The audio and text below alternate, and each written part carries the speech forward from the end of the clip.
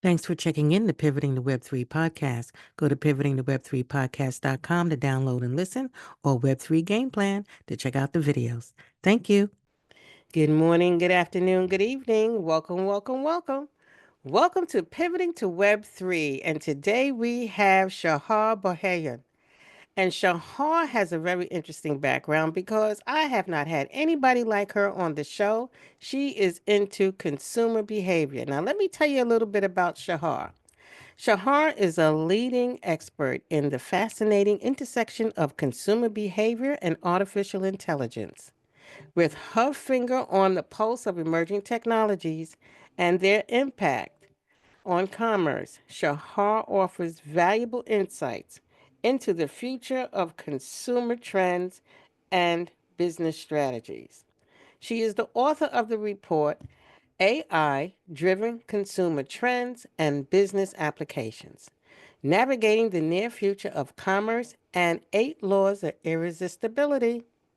This seminal work has quickly become a go to resource for businesses looking to harness the power of AI in understanding and influencing consumer behavior. Known for her engaging speaking style, Shahar has a unique ability to give us complex concepts and present them in a way that's both accessible and actionable. She doesn't just predict the future of commerce, she shows us how to shape it. So, with that said, I'd like to introduce Shahar Boyayan to Pivoting to Web3, your audience and ours, and tell us a little bit about that 30 years. How long you been in this space? Because we need to talk about consumer behavior I a lot more than what we're doing. I Tell don't us a want to little share more my about you. age. Well, first of all, thank you for having me here. I'm really glad to be here right now. And yes, I've been doing this for a very long time. I started consulting in my country, which is Brazil, many years ago. And it's over 30 years, I don't know correctly. And my passion was always the consumer behavior because, we can talk about business all day long and entrepreneurship. And, I've been an entrepreneur all my life. It's very exciting. But if we don't know how to translate this to the consumer, we don't make sales. So we cannot be in business, right? So I started doing that. I used to consult for a very big entrepreneurial company that we have in Brazil called Sebrae. I traveled the whole country doing that. But due to a family tragedy, my daughter and I decided to move, and we moved to Utah 20 years ago with 2 bags and a teddy bear. And, it was very scary, but at the same time was one of the best decisions we made. And after a little while, I came back into doing consulting and speaking all around the country again about consumer behavior. And for me, there was a big shift, Donna, because, Mm-hmm. you know, the whole world, we watch American movies. We are very Americanized, if you think. But when you go on the day to day inside a place, you see the differences in culture, and they can be major. And today, you and I, we are talking from different parts of the country, right? We can become best friends. We can do business together. So geography is not necessarily an obstacle anymore. So if we don't know how to do business with different people, with different cultures, what are really our chances of scaling the business we have? Because it doesn't matter what you do, if you're a doctor or you make cookie cutters, we can sell globally today. So it's That's very very important to true. understand a human being.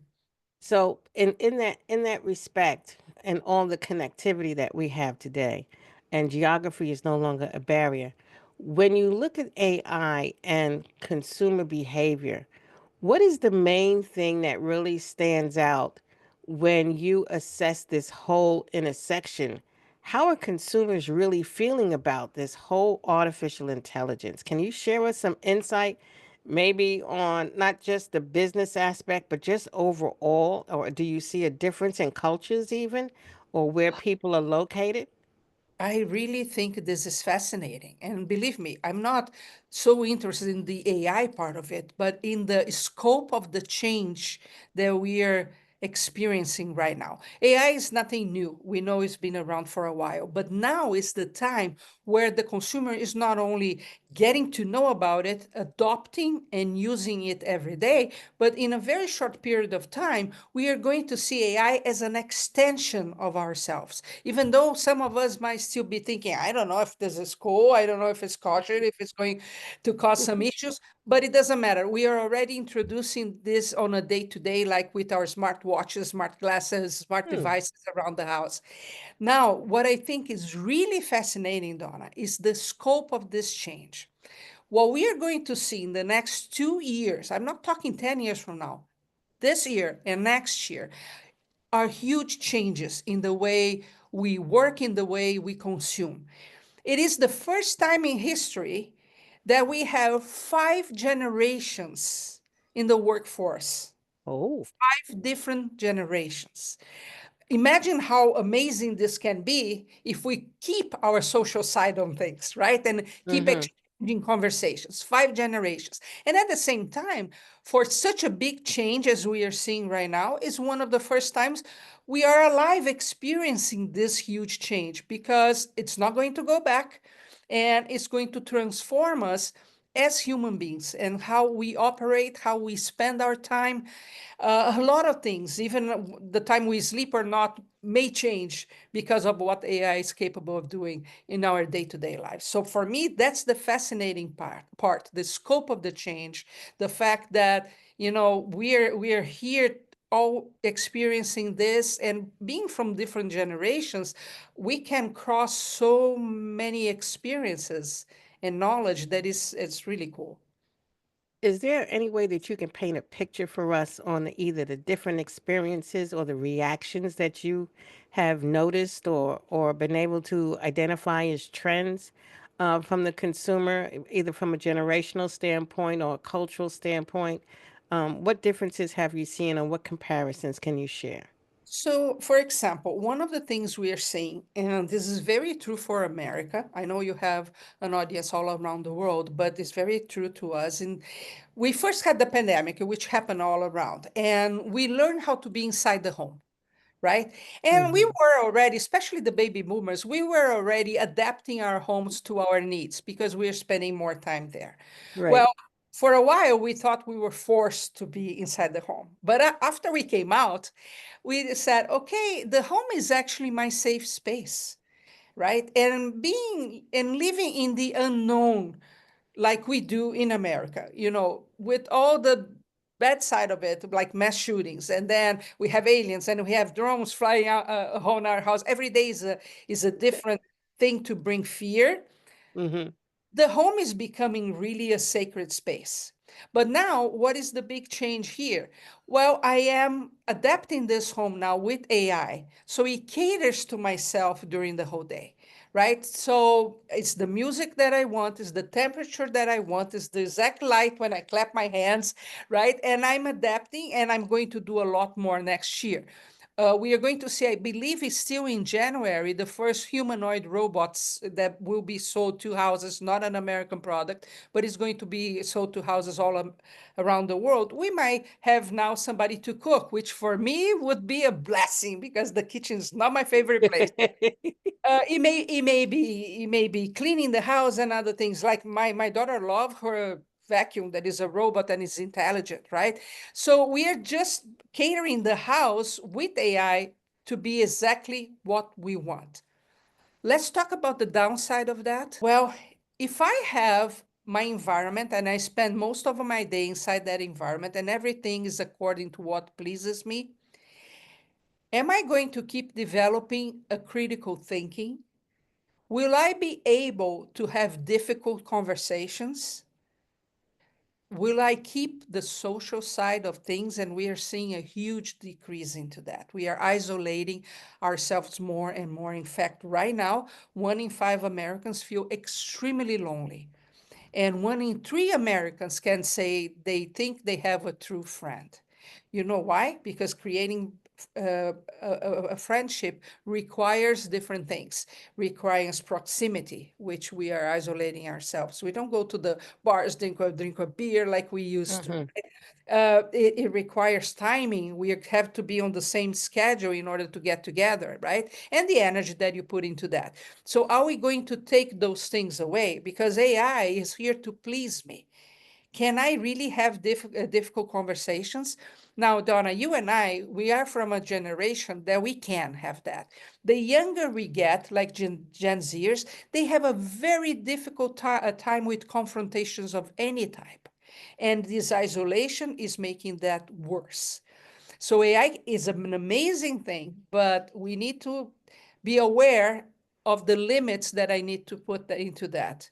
And do I want really to be that isolated and not have real conversations and real social experiences? We need to question. And I can see that even in myself. I used to be a movie goer like 2 or 3 times a week. I love movies. I wanted to be there. I thought the big screen was everything. But today my couch and all those channels that I have cater to me and tell me what I would like to watch next. They're super exciting, right? So I lost that too. And so we are all kind of doing that. So that's the good side and the bad side that I can see that AI can provide, but can also damage. So let me ask you a question. And I hope it's a good question because I really didn't know where it came from. So maybe I, being in my own little world, I worked a lot, or just being in my own little place and space. But as I move between the cracks, but at the end of the day, you mentioned something about Gen Z, and I don't know if it's just Gen Z or other generations as well. But these microaggressions, where people get really, upset on something really what we would call small, minor. It's like, what's up? You upset with that? Please.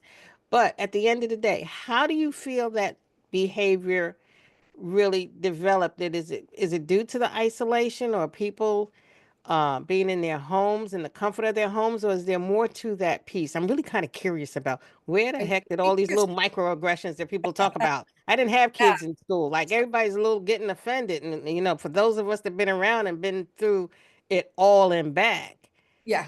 where where I where think where did this come from? the answer is all of the above plus more, right? So I Really? think social media plays a huge component here. And why? Mm-hmm. Because before, for example, when I was young and I wanted to get information, I had to go to a book, an encyclopedia. Information was difficult to get and was slow to come. We see today with AI, zeta billions of information that they can provide in a second. Well, I started using social media. What started happening to all of us? We started filtering what we wanted to hear or read or watch, right? So we start blocking people that didn't think about us, like us, right? Mm-hmm. That had other candidates for politics. And we start filtering. So now the algorithms, they say, oh, she only likes this side of the political agenda. So that's what I'm going to show. This kind of people I'm going to suggest. So I only get fed what I already agree with.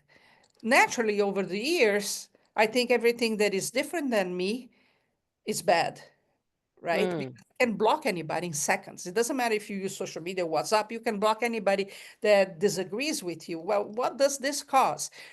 I think it causes that anything different than me now it's bad. There is no gray lines. There is no other side of the story. This cannot be good. We did that a lot with social media and isolated ourselves. Plus, the fact that you can use avatars and cute pictures to show yourself puts kind of a shield in front of you.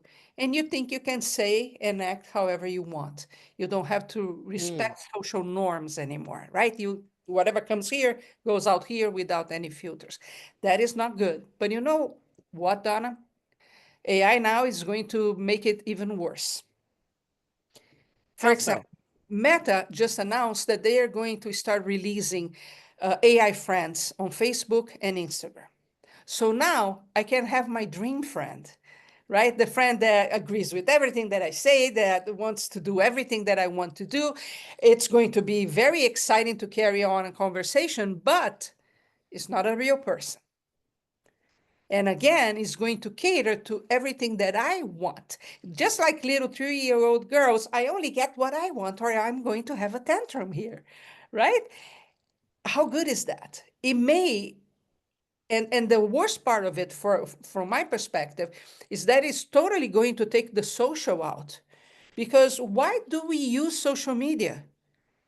Right? We want to snoop in everybody that we've known in our lives. We want to carry a conversation or find interest topics that we can join a group, and that's and get news. That's not going to happen, right? Because where's the social if there are no real people? If I prefer to be talking to unreal people, right? So I think we are going to see this getting worse a little bit because, again, critical thinking means you have to see both sides of an equation. You have to see that there are differences, and not because they are different, they are bad. Diversity is very important. And again, we are in a global world, right? You're talking to a Latina here. You could be talking to somebody from Asia tomorrow, different cultures, different I language. am. Even the way that we say thank you might be different. The way we grieve, we might here wear black, while in other cultures they have white. If we don't understand this and understand that being different is good, we create all sorts of problems socially, right? And if it's all about myself the whole time, how do I navigate? And anytime that something not according to what I want happens, and you see those tantrums of people having inside the airplanes and things like that, that you keep thinking, how is this even possible? That people Right. How did we start, get here? Right. Where did yelling. they come from? Exactly, exactly. But all this, I become more and more entitled. And it's not younger generations, because right now we are, a lot of us, doesn't matter the generation, we are very entitled. We just think we deserve. You see that when you're driving a car, you see that when you're trying to accommodate a not good request from a customer, right? They are entitled and they want, and that's it, right? There's no other side. It gets the communication very difficult to carry. You have to become better at communicating and really confronting conflict if you want to succeed in today's world, because you are going to face this type of people. Fortunately, a lot of us still have the critical thinking and don't spend the whole time on the phone, but this is what's happening. So that's a discussion for another day. A colleague of mine and I had a conversation last year about critical thinking and the lack of critical thinking right now. And everybody's just believing whatever they're fed and not doing any critical thinking to decide what's good, bad, ugly, or what's real or not. And people can't even tell what's real any longer. And I think this whole new world that it seems like we're entering into is going to make matters worse. So, with that said, when you think about everything that you just mentioned, the main thing that kept floating in my mind was ethics, the morals of this whole thing. Mhm. How do you see that intersection, or that seems like it can continue to deteriorate depending on which side of the supposed facts and feelings you are on? Mhm. Let's talk about that ethical piece. For me, the ethics, the morals, is in my spirituality. You know, who am I intrinsically? What do I believe in? What is my faith? How am I aligned? Am I aligned, or am I out of pocket and off the rails? How does that play into what you're seeing in some of the studies and perspectives that you have and talked about? You know, this is a very complicated topic, because I would say that we would have to revisit everything, starting with parenting, and how much we expose kids or not. Because again, even friendship, Donna. In my age, that was easier because we would spend a long time with our friends at school, then playing on the streets. We had to make decisions all the time for what was safe and was not safe. And today we don't do that with our kids. So they're Hmm. sheltered the whole time. And even worse, they're giving devices to look at a very tender age, like 2 years old, 3 years old, even less. Well, I need to be on a table eating with my family to understand when people don't like something, how they react, the faces that they make. If a discussion starts happening, how is that dynamic? But if I'm not never really present at those because I am here in my little thing, I never learn. And then I grow up and I don't have the basic social skills to express myself or to deal with others. With AI is something that we have to talk about it over and over and over because AI on a first moment doesn't have morals or ethics. It has the ethics that are programmed into them. But again, how Hmm. are these ethics being programmed, right? With Because bias. Right now, I say with bias. with yes, a very big bias. So the thing that we all need to do here as everyday people that, we think, I don't have power, but I have a small business and everything is question. And when there is a chance, demand that decisions will always be made by us, not the machine. Hmm. So we cannot trust the machine so much that we allow all the decisions to be made. And this is already happening. I'll tell you, my daughter-in-law, she was applying for a job and she needed to submit a resume. So she went to ChatGPT, put something there, something came out, and that's what she submitted without reading, without questioning what was there, right? So she was called to the interview, and there she was, all chatty, talking to them. And they said, "We're so glad that you are going to be with us because you know this language for programming." She hardly knows how to use a computer. Hmm. Was put there and she didn't read about it.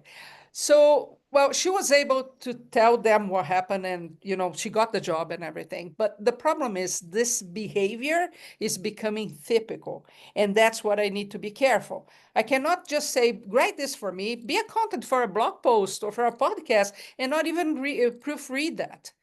The decision, the final decision needs to be yours.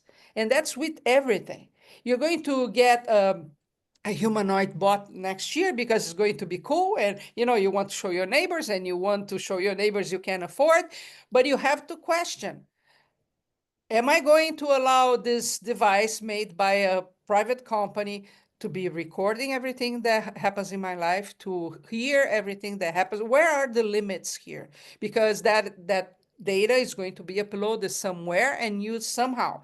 So we need, when we can, to start talking, discussing, and really putting all our questions into place because this is something that is going to happen and we are going to buy them, right? So I need to start thinking about this. How far can they go and where do I put a stop? Hmm. Did I answer your question?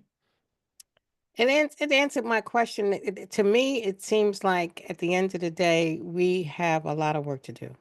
We do. We have a lot of work to do as a society, and we have a lot of work to do where if we have our druthers and if everybody really gets on deck and all hands are on deck, which is needed right now, if we don't get all hands on deck and break down the silos, we're in trouble. Exactly. And the world we leave behind for our children, grandchildren, and the future is Hmm. really quite questionable on what the Yes. outcomes will be. But Donna, we have the everyday life to change these things in a small scale and in a bigger scale. I'm at the age that I should be a grandmother. I'm not. But if I had grandchildren, for example, and they came to my house one day a week or whatever, I would go and make them make crafts. A simple thing. Make crafts. What kind of crafts? Polymer clay, whatever you want.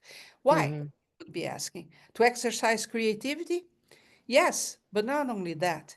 It's because when I'm doing something crafty, I have an idea that is totally abstract, right? And then I start putting that idea into something physical.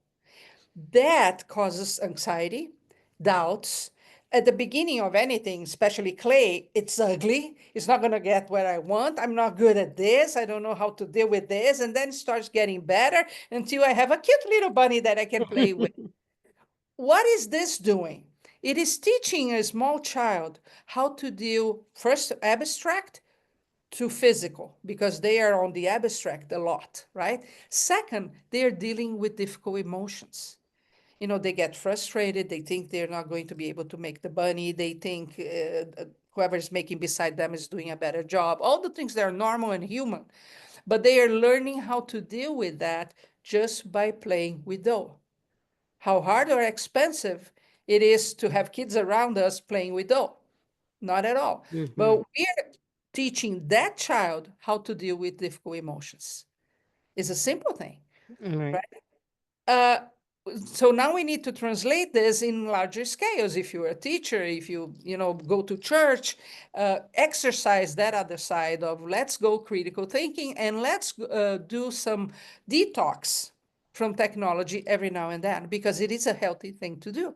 Is one Yes. of the trends actually that at the same time that we are going to be overloaded looking for different experiences, we all will also have to find time to detox. So it creates an opportunity for businesses that are into technology or travel industry, for example, because extreme tours will be cool. But at the same time, for the yoga teacher, for the health professional that wants people to focus and be more present and detox, they will also have a huge opportunity.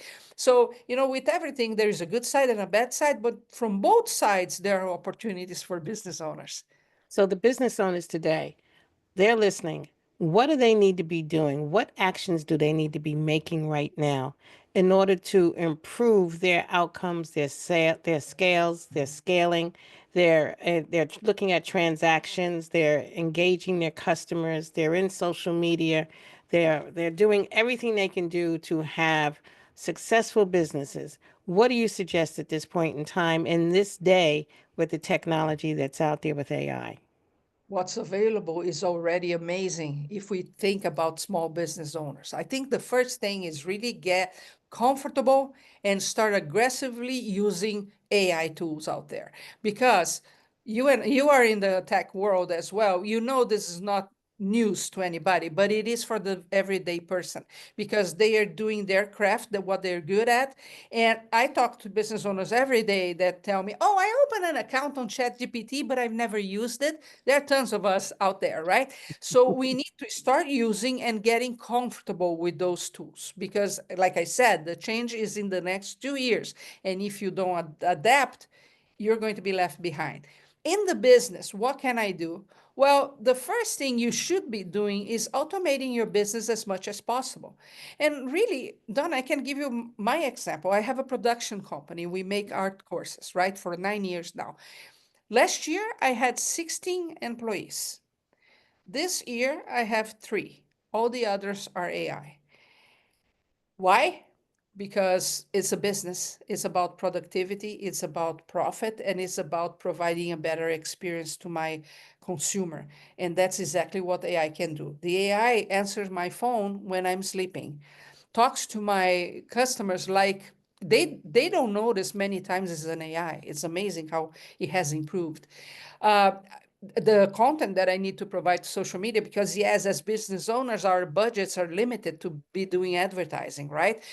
But that content in social media can be extremely consuming of time because it is Mm. even one video very well with a podcast, right?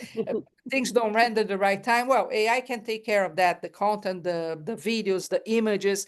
AI can answer questions on your website. AI can send messages to the customers that didn't talk to you for the last 3 or 4 months. I mean, just a hairstylist, for example.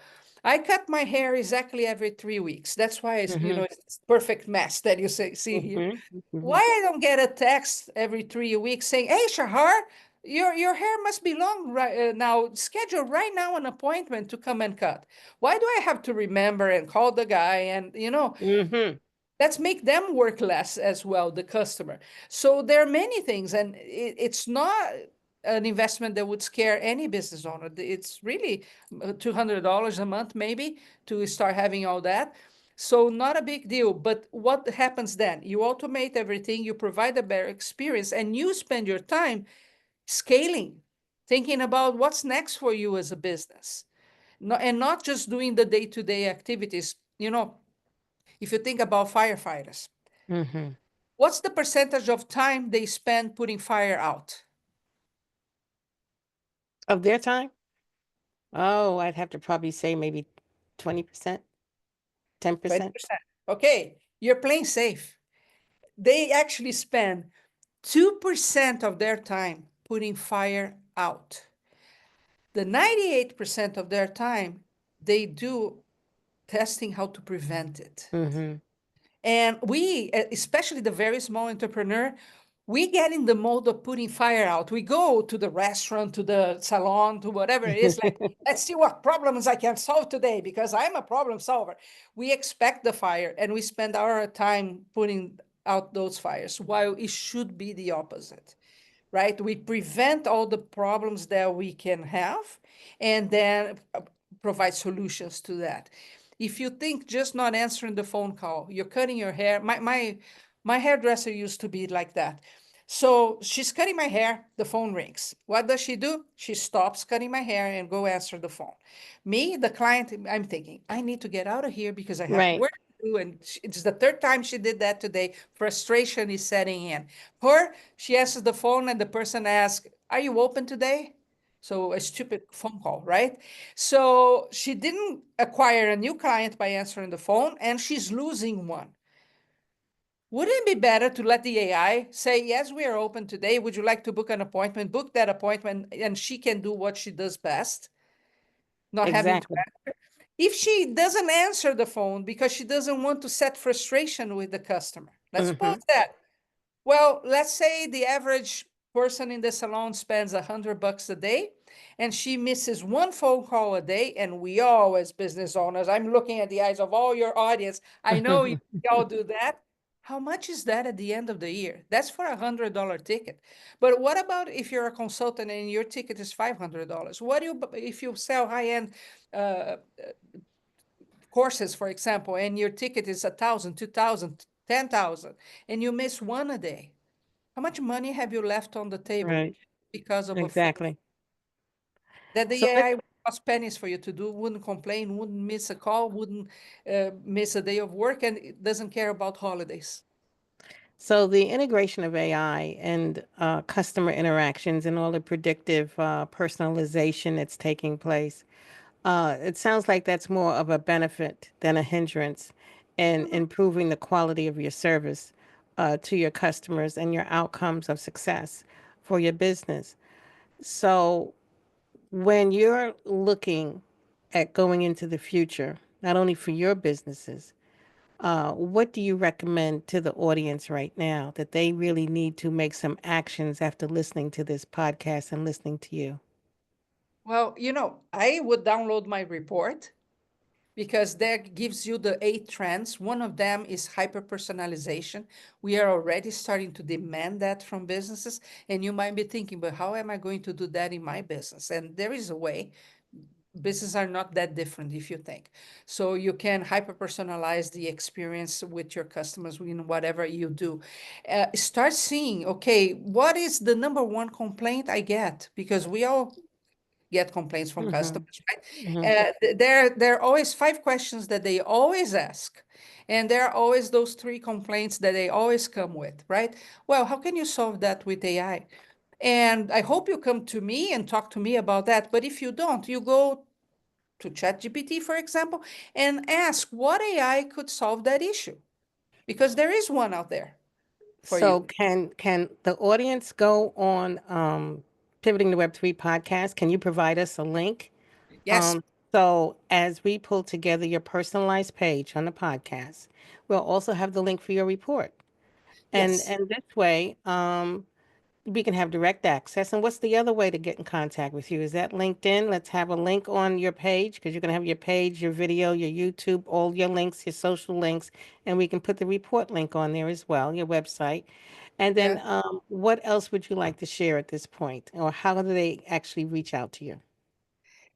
Well, proptalkie.com is the best place. You have my phone number there. You will talk to an AI once you You do it, and it's going to be a cool experience for you to see how it works. And at the bottom of the page, you not only have the report for the AI trends, you have the report on how to have a irresistible business, because it's all about engaging with your consumer, and we all can do that if we want. It's also there, it's free, right? So you have all the information there. You can experience the AI voice, and it transfers to me if necessary. And then you have the reports there. The important part is we talked about a lot of things, Donna, right? Good things, bad things. With anything in life, there is a good side and a bad side. Once you start experimenting, you are going to be able to know how far you can go, where you should be worried, and where you should go full force, because that could scale your business very fast. And I mean very fast.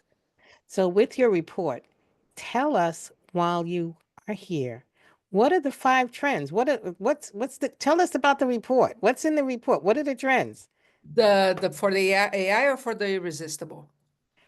For whatever you want to share that will entice somebody to say, I got to get this report. Let me get this now. I can't miss it. What do we need to know about that report? What's in it? So, for example, with the irresistible, one of the important things is when we are business owners, we get hit by a lot of people trying to sell us ads and marketing like coupons and this kind of thing. But what I need to understand is, as a business, I need to position myself in a way that will get traction and will be attractive to people. Most of us, we don't do that. We think that that is going to do branding and the colors and the logo. That comes later. First of all, am I in the right spot to attract the audience? Because if I'm not going to attract that audience, or if I do, it's going to cost me a lot of money. So Hmm. the very first thing we need to know is craft our magnetic promise. What are we really about? It's not your mission statement, nothing like that. Is what who people become by working with you. Because whatever we do in life, if we do it right, people change when they are in touch with us. So who do we become by working with Donna? This is what you need to answer. An example, for example, the Harley Davidson. Mm-hmm. It's a motto, but it's their promise, right? It's for machos, or machos wannabe that want to be in an adventure. Mm-hmm. And if you come to the West, you're going to see how they go on their weekend. So happy in life. We need to do something. It's not a catchphrase or anything. It's what are we really about? And here's what's important. The younger the generation that you're catering to, more important it is for you to be transparent about what you are about, because they care a lot if they are pro or against the environment, social, are you using people outside the country? They want to know that, because they will make their decisions and their loyalty based on that, right? So what are you really about? That's the very first thing that you need to do. The second thing is you need to craft your unique voice. So you don't want to be like everybody else. You want to be you, raw you. And that's one thing people don't understand when they create, not people, but business, they create content for social media. First of all, on social media, most people do not pay attention to brands unless they can be extremely creative. They want to know who's behind that, but they want to see the raw version of you. So if you make a mistake, if you have an accent, that's okay. That is Mm-hmm. not an issue. You don't need to edit that out. If you have a strong opinion about something, say it. Of course, part of the population will say, no, you're not for me. That's fine. You shouldn't care about that. You need to attract the right people to you. So be raw, show the backside of your operation. So for example, a restaurant, show the kitchen, show how things are made. Show that you buy from local farms, show that you support local business, interview somebody that you buy from for your business, right? Let's be real, find your voice. And you're not going to find your voice overnight, especially if you've never been in front of a camera, a microphone.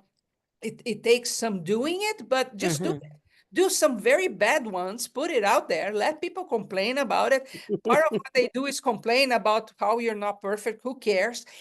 But things will start getting better. And then you finally find the right communication. Now, you do need to understand to whom you're selling for, what age they are. For example, Mr. Peanut has a series of videos online, especially on TikTok, that if you watch, you really go, what on earth is that? right? It doesn't make any sense. It's stupid. Well, but they cater to a generation that wants to be entertained without having to think. And they want to laugh at stupid stuff. So that's exactly what they create. They hit their target market like that because they understand the person they sell to. They want stupid content. That's what they do. Probably for me, that wouldn't fit. That's not my audience, right? My audience is looking for something different. So we need to understand, not only find our own voice, but uh, the voice that our customer will listen to. We need to know exactly who they are on a very, very personal level.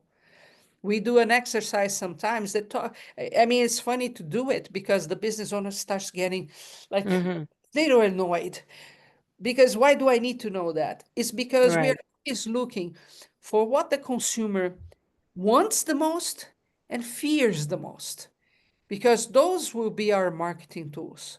It's not our color, our logo, they're important, but that's not what brings sales, my friend. What makes brings sales is when I talk to the heart of my consumer. I talk in a way, like a business consultant, and you go, are you tired of working 80 hours a week? Mm-hmm. Are you tired not being able to attend one function at school for your kids? And then everything that you do doesn't look like it grows. It doesn't look like it scales. Where is this going to end? What kind Right. of legacy are you going to leave there? Now, if you allow me some time, we are going to craft this in a way that you are going to work a lot less. You're going to see results in front of your eyes without being stressed about it the whole time.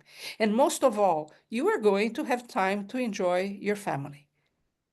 Do you think that's something that would be appealing? Or something like at AZB Consulting, we have the best consultants with all the diplomas that you can have here to cater to you? Which one sells? Mm-hmm. There is a big difference there. That's an Exactly. excellent example. We are always talking to emotions. We are selling to emotions. But if we don't know what are the emotions of people that come to us, how can we cater to that? Boy, that sounds like an exciting report with a lot of information in it, great details, and something that's going to be invaluable to a lot of the businesses, solopreneurs, nonprofits, and corporations that are listening today. So, with that said, I'd like to thank Shahar Boyayan for coming on the Pivoting to Web3 podcast. You have anything else you'd like to share or say? Well, it's a great pleasure to be here with you, Donna, and I hope we get to do this again. And, now they know what to do. They just need to go and do it. All right, then. So, thank you for listening to Pivoting to Web3 podcast. Good afternoon, good evening, and good morning. And once again, we're shaping tomorrow together. Thank you. Thanks for checking in the Pivoting to Web3 podcast. Go to pivotingtoweb3podcast.com to download and listen, or Web3 Game Plan to check out the videos. Thank you. We're shaping tomorrow together.